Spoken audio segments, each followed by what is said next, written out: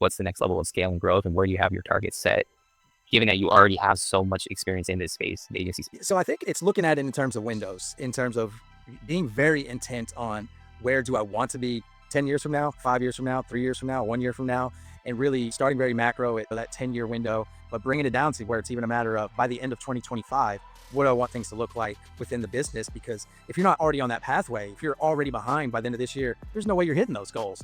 So being very intentional in deciding what goals you're trying to reach and then reverse engineering the whole thing and how do you strategically approach it to make sure that you're going to get there. So probably one of the most difficult things I would say with any agency is going to be it's twofold. You obviously need someone who's capable of doing the job when you're hiring a job, but you really need someone that's going to fit in with the culture that you've created, because that's the ultimate driver of expansion and growth and development.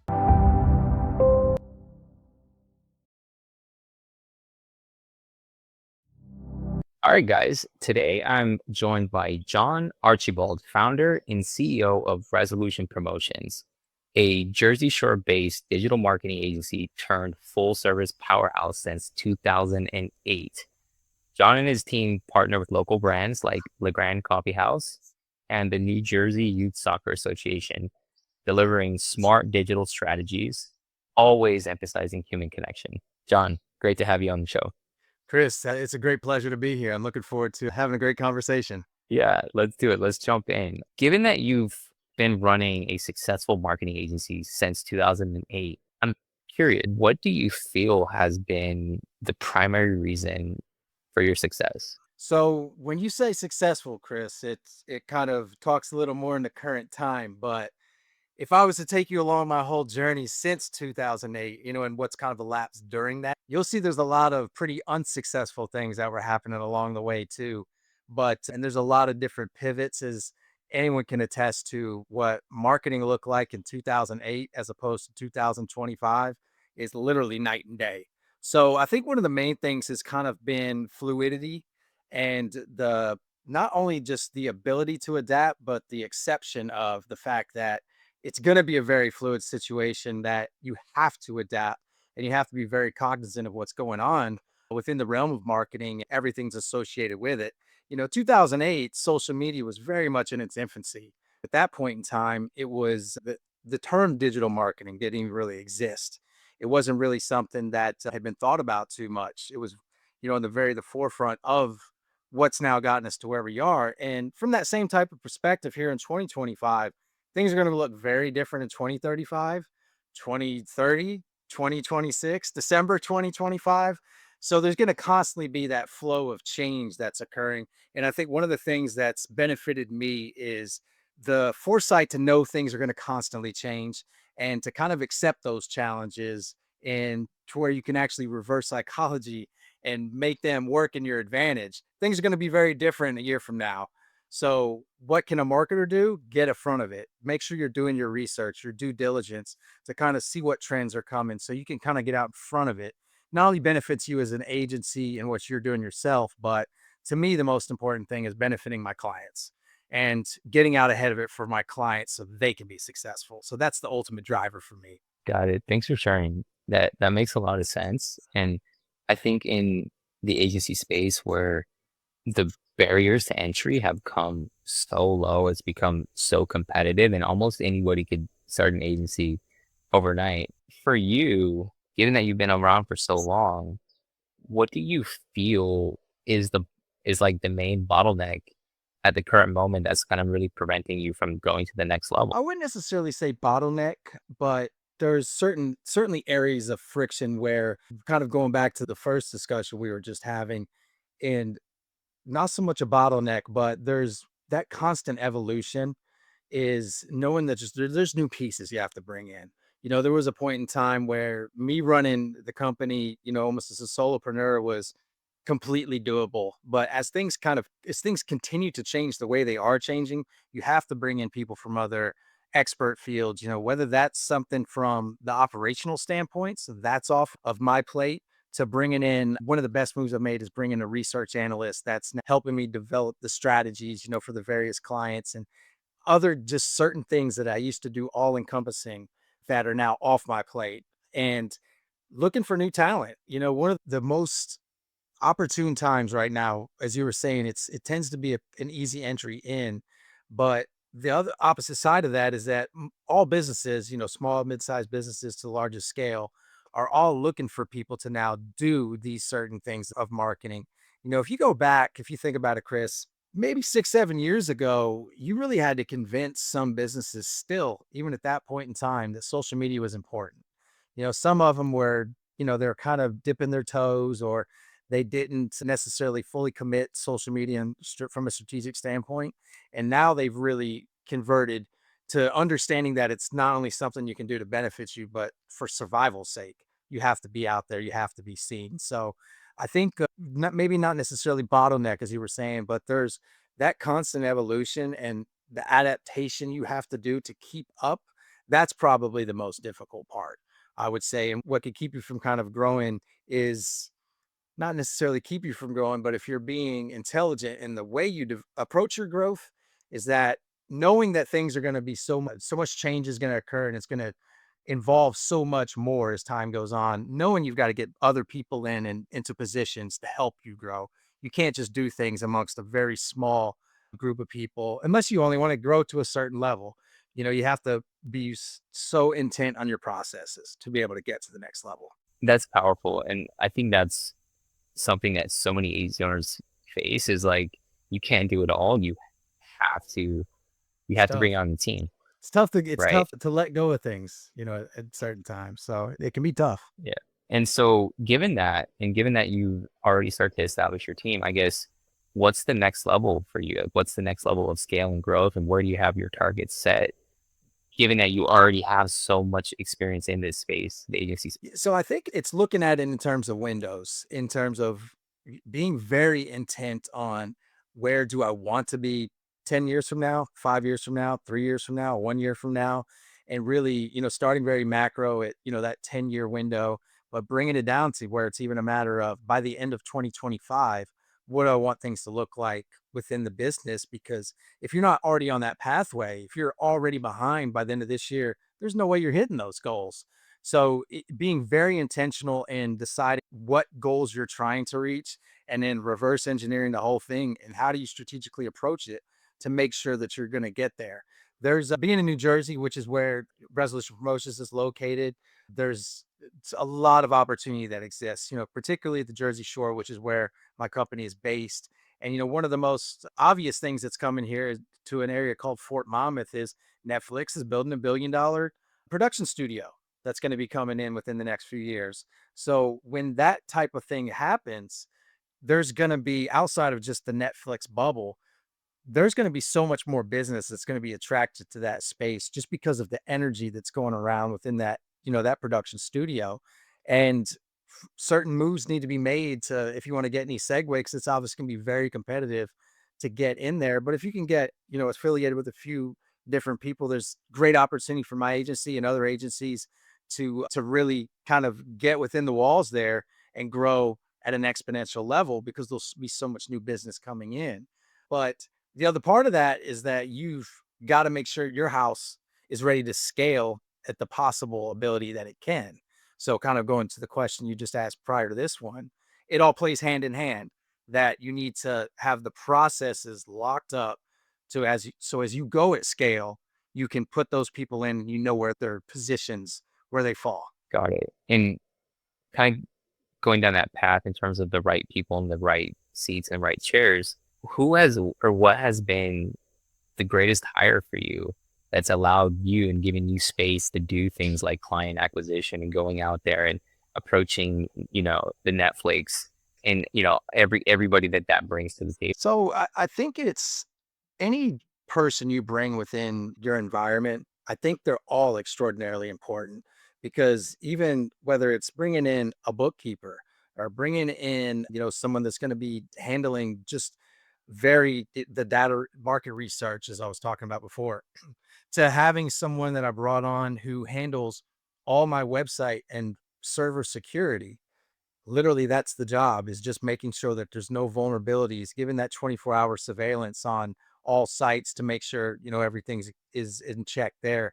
Every single one of them is so important to have, to obviously the people that can help with those processes and doing the day to day and help you strategically plan and develop those certain things. So it's almost, this is a non-answer to a great degree, but I think every single hire is extremely important because it's, if you bring the wrong person in your house, it can really be detrimental to the whole thing. So I think it's each individual person brings a high level of, productivity and value. And I think that's why I think it's very important that I wouldn't say any one is technically more important than any other because they're all extremely important. Because if any of those positions were wrongly hired, or if for something reason it doesn't work out in those certain situations, it affects the whole thing. So I think it's almost every single aspect of the business is almost equally important to truly find that success you're looking for. For sure, and it definitely makes sense when you position it that way. Every it's a team effort, right? Always, always. My original background when I the first chapter, if you will, of my professional career was in professional sports. So a lot of ways I kind of conduct business are still with that, sports mindset.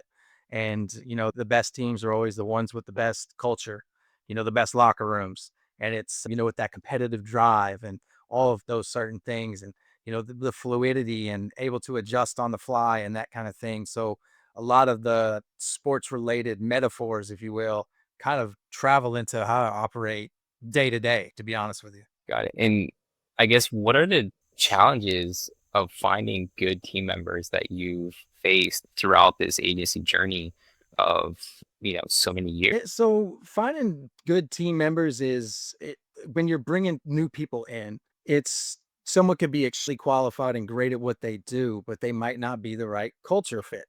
I think it's what can be difficult is when you get into a position of bringing in someone that definitely fits your job description of what you need done, but they might not be the best fit for the surrounding group and the team that's around them. So probably one of the most difficult things I would say with any agency is going to be it's twofold. You obviously need someone who's capable of doing the job when you're hiring a job, but you really need someone that's going to fit in with the culture that you've created because that's the ultimate driver of expansion and growth and development. Got it. One thing that I know a lot of successful agencies face at some point in their scaling journey is kind of the dynamic between sales and client acquisition and fulfillment. So how have you been able to balance those two things? Yeah, and don't get me wrong, Chris, this is still something that I deal with now. It's you've because as soon as you get yourself comfortable where you're managing the flow of work that you currently have, and then you look to go to scale, you find yourself in a similar situation again as you look to bring in more business. So if you look at from like if you reverse engineer and look at from the other perspective, that's why those targets of where you want to be in time frames, the 1, 3, 5 years, 10 years, whatever it is, and making sure that you stay on task to where you're trying to get to, but also make sure that, the team grows as it needs to. People are put in positions as they need to. So as things start to scale and you aggressively pursue new clients, that you have the infrastructure to actually manage them.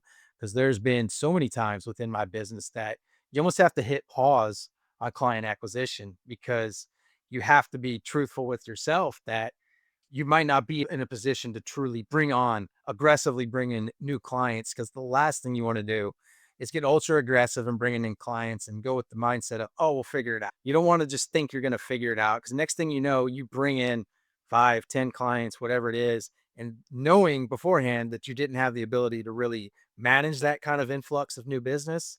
And now you potentially looking at having 5 or 10 clients that are dissatisfied and they're going to go tell other people of the dissatisfaction that they had.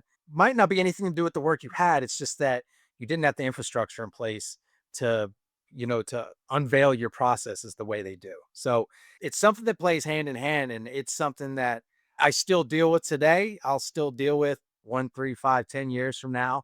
But it's also kind of going to the origin of this conversation, that fluidity and knowing things are going to change. And that's one of the things that kind of plays in as well is the world of marketing changes so rapidly that how things might work today, I know marketing is going to be much more elaborative a year from now. And, as time goes on, there's going to be so much more.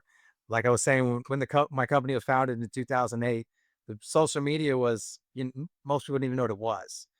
Now, obviously, things are very different, so as you as you evolve, your pricing and all those things. And there's a lot of moving parts, particularly in this world of marketing, digital marketing, and everything that kind of falls in that world. Got it. And for you, John, remaining competitive and staying on top of your game with all the new technologies and, AI, for example, how are you adopting something that's growing so rapidly? So AI and automation is one of my greatest friends. There's almost two worlds now, it seems, with AI.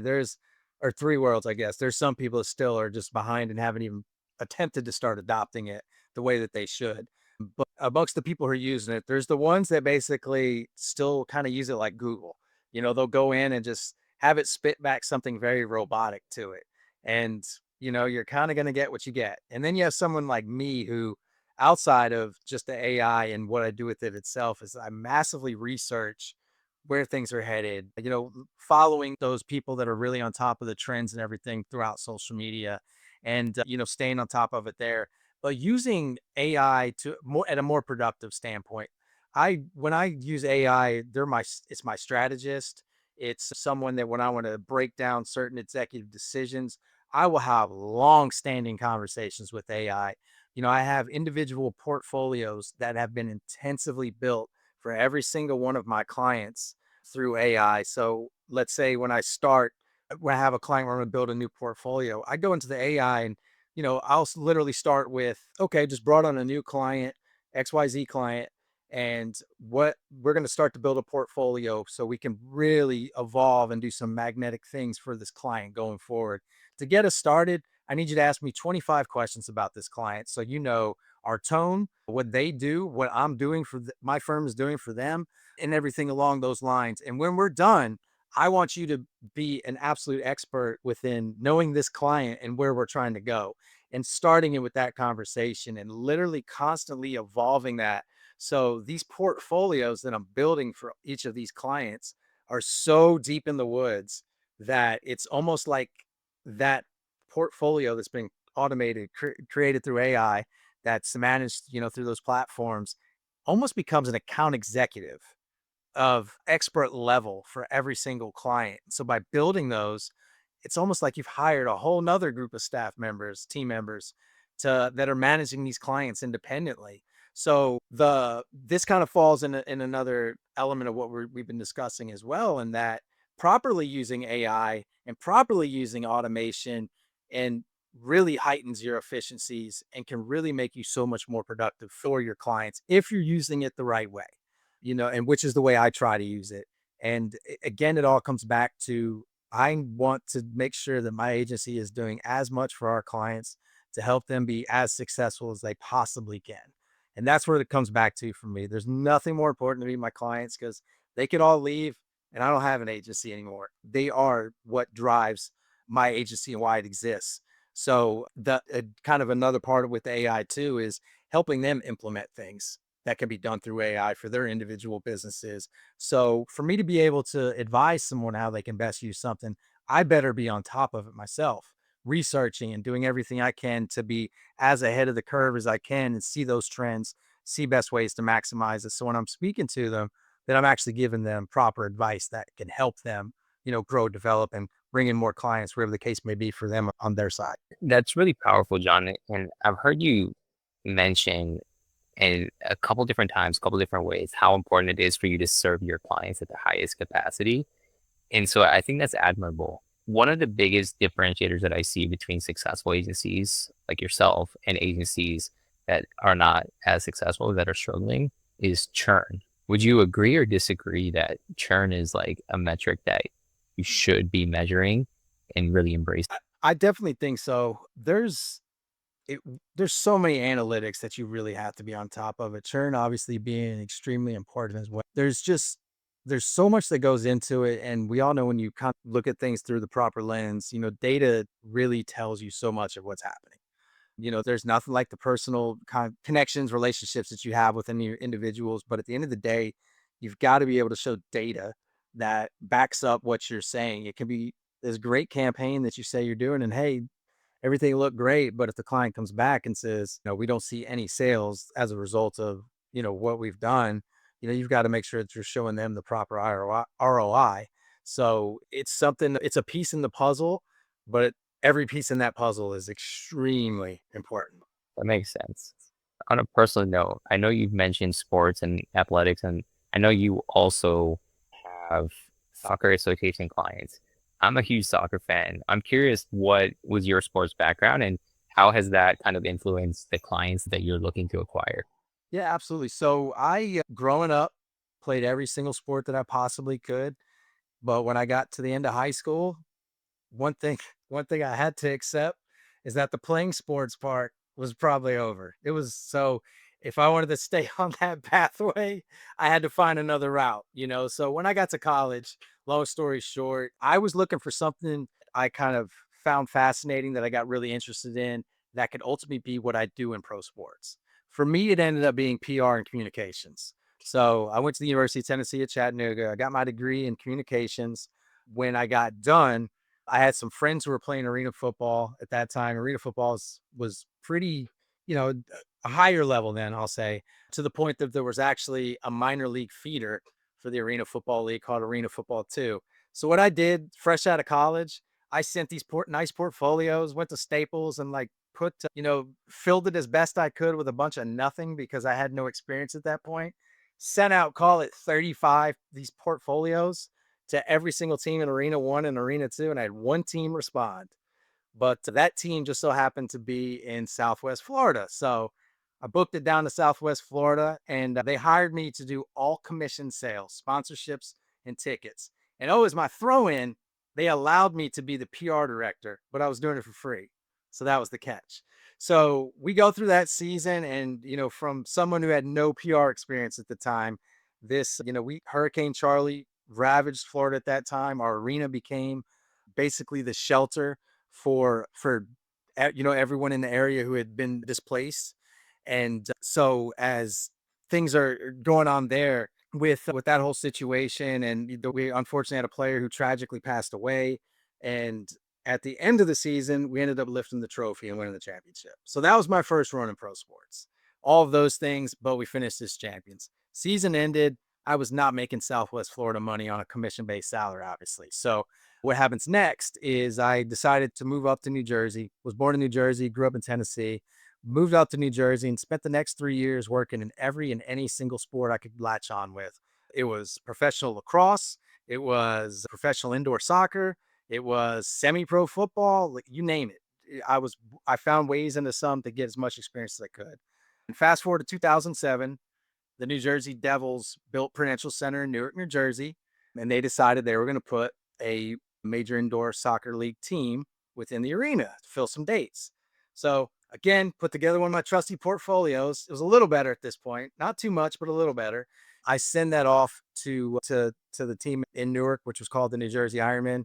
Had absolutely no business even interviewing with the team for what they were looking for. And long story short, I went in and interviewed with them, and they had stacks of resumes from people who were trying to get the job. And the reason why I got it is the advisor the team had hired through the hiring process said, "That's your guy. He might be raw, but that guy will run through a brick wall for you, and that's what you need."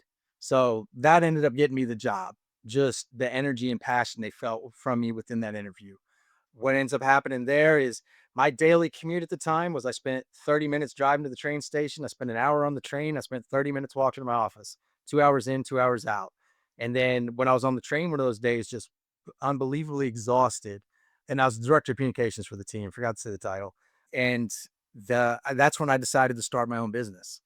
I was like, this is only sustainable so long when I'm in my 20s and I can put up with the wear and tear of what I'm doing to myself, but how long can I really do it? So I literally found out enough information to file an LLC. Resolution Promotions was actually originally Resolution Sports. And so it ended up switching over time as I stepped away from sports. But with the New Jersey Ironman, the team in Newark, it actually ends up folding in 2009. I started working with the professional women's soccer team based in New Jersey, spent a number of years working with them, which ended up leading to the relationship with New Jersey Youth Soccer. which working with the executive director there, a brilliant businessman by the name of Evan Dabby, who then started to open me up to other states under the USU soccer umbrella. And now I'm working with Tennessee, Connecticut, New York West, Vermont, Iowa. So these other states are now under the same window, doing the youth soccer stuff through my agency. But probably about 10 years ago at this point was actually when I did a pivot, or 7 or 8 years ago, somewhere in that window, did a pivot away from pro sports because with when I was working with the professional women's team in New Jersey, who basically you're leaving the stadium at 1 o'clock in the morning. You're spending so much time, and what you can't do when you're spending that much time on any one individual project is grow your own business. So I knew the move for me had to be to step away and started to focus on bringing in new clients, the small, mid-sized businesses. And that's where things really started to pop for me once I'd made that pivot. And so the youth soccer clients is definitely a strong connection within my agency, but the working with small mid-sized businesses amongst a wide variety of industries is you put that together, and it's kind of where we are now. So sorry for that long-winded response, but that's how we got here. I think the journey is really interesting and powerful, and it shows a lot about you and your motivation and your determination to do well for your clients that has also opened up so many other doors for you. What are you most excited about this year as you're really looking to expand? So right now, I'm the game is so exciting to me. Going back to the sports metaphor again. The I love strategy. I love business. I'm a absolute nerd when it comes to business history. I love business stories. Anything that's like the origin of certain major brands now, or the anything that the business wars of certain industries and how that's happened. There's so many lessons to be learned there. So I'm just absolutely fascinated by everything within the business world. So you can look at those things that certain businesses have done. Not to say I'm ever looking to scale to this, otherworldly nuclear, level, but you take that and can see best practices and apply it to your own business. And so for me, that strategy and that kind of determining how do you get to the next level and everything that kind of comes with that, just the game of business itself is so much fun for me. And the thing I love with working with the clients that Resolution Promotions works with is they're also fellow entrepreneurs for the most part, business owners. And it's a lot of fun to strategize with them on how their businesses can grow. And then when you see their businesses pop and great success comes from campaigns and certain things you've done, like that's the ultimate thrill for me to see that because, as their business grows, mine's going too. Because still one of the greatest things that's helped my business grow and develop has been through current clients. That word of mouth is still the strongest way to begin that still scale opportunities because working with the other entrepreneurs, they also create other businesses and work with other businesses. And who do they know? Other business owners and other entrepreneurs. So you keep finding yourself widening your net just by doing right by the people you're working with. So for me, this is all just so much fun. Whether it's building my business, whether it's helping other entrepreneurs and business owners build their business, like the game is just so much fun for me that I just say my answer is all of it. Like that's what excites me, just all of it. That's cool. I love that, John. Wrapping up here, what is one piece of advice that you would give to other agency owners trying to reach the level of success that you've I would say that for agency owners looking to grow is before you can really attempt to scale at a high level, or before you even really attempt to make huge jumps in growth, is really lock down your processes.